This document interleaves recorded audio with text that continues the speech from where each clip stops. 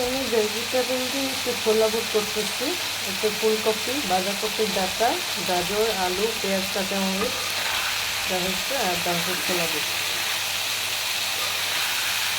ছোলা বুটটা সাধারণত আমরা একটু পেঁয়াজ, কাঁচামরিচ, হালকা একটু মশলা দিয়ে খাই। আমার আবার একটু ভেজিটেবল যেভাবে ভালো লাগে, একটু ভেজিটেবলটা সাথে থাকে আর একটু ভিটামিন, মিনারেলস, প্রোটিন সাথে একটু ডাব্লিউ দিতে দিই, সেটা ভালো লাগে আর কি। এমনি খাওয়া যায় বা মুড়ি দিয়ে খাওয়া যায়।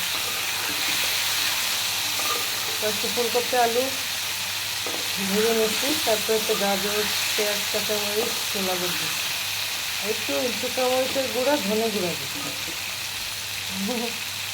একটু ডাবলি বুট দিব।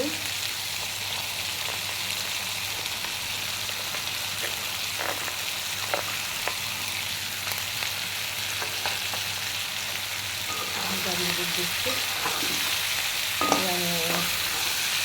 ভালোই লাগে। আর সিদ্ধ করা আর কি, ছোলা বুট ডাবলি বুটটা সিদ্ধ করে নিয়েছি আগে।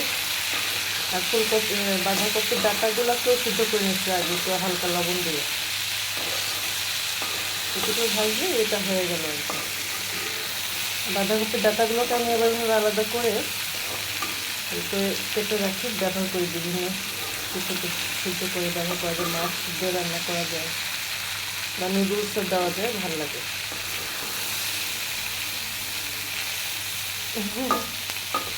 আমার এখানে ভালোই লাগে। আমি তো একটা করে নিয়েছি, কমপ্লিট একটা ফুড হয়েছে। কিছু মিনারেল ভিটামিন ভেজিটেবলের সাথে একটু স্পাইসি, একটু ছোলা বুট ডাবলি বুট, প্রোটিন, পানি।